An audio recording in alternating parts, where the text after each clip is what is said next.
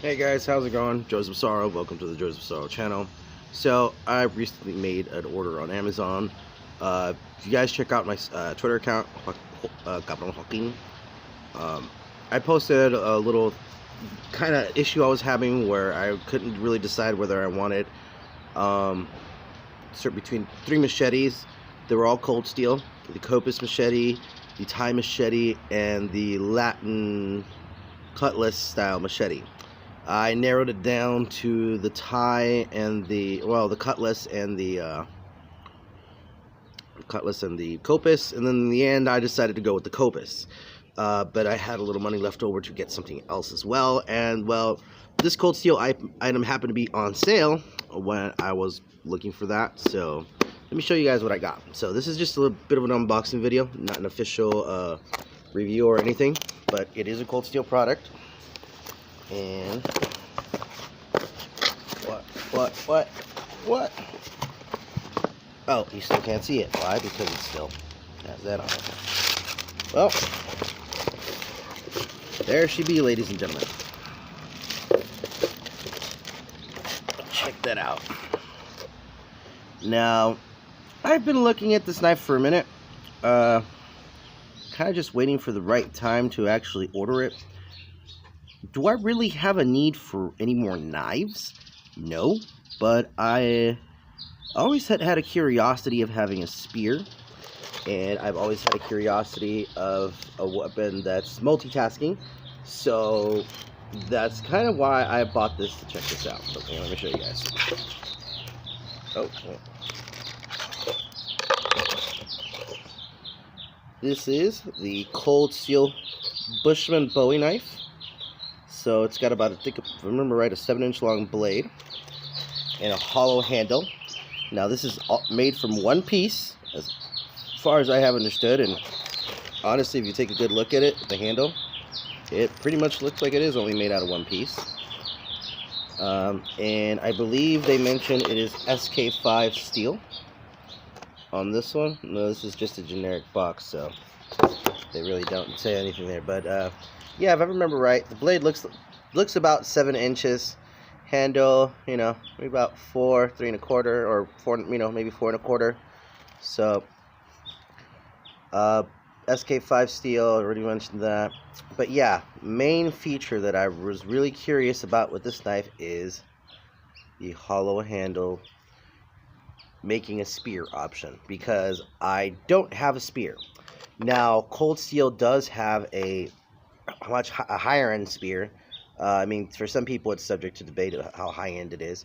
But there's the cold steel boar, the boar hunting spear, or boar spear, something like that.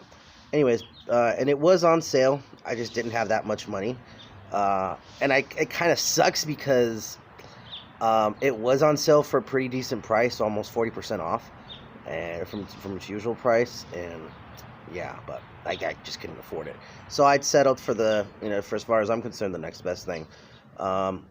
So again, it is a knife technically, so you are supposed to grip it like this if you're going to plan to use it as a knife. However, again, my main intention is making a spear, so I am going to have to go to Home Depot.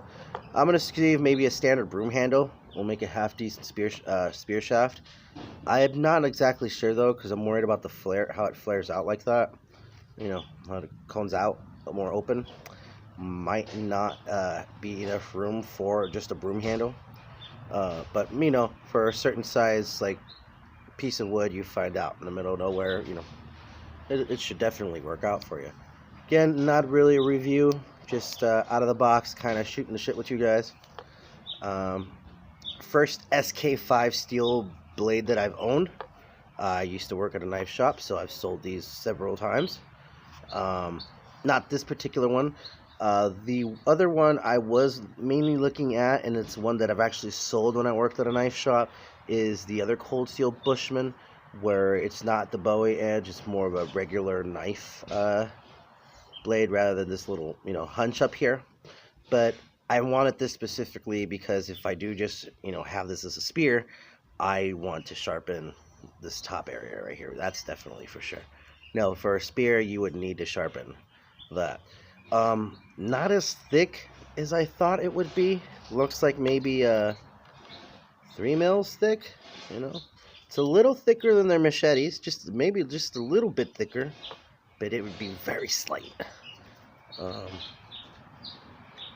yeah, I have a lot of birds. This spring, we have a lot of birds here at the house, and actually, one of the problems we're having is they like to root themselves in the rain gutters and the wooden awning that we have over here. It's just, but you know, some more cute. Now, there is something I do want to kind of bring to people's attention right here. There's a little warning sign. It says, "Danger, do not grip above this line when withdrawing the knife." And that is because there are open areas right there, so you do have to be careful about that. There is a little tab right there to hold the knife secure, and it comes with a little Ferris rod, so that's kind of cool. We got a fire starter right there, so that kind of adds on to the you know, the more utilityness of the knife. And main purpose for this, again, the spear. Secondary purpose is the survival, the multitasking survival aspect of it.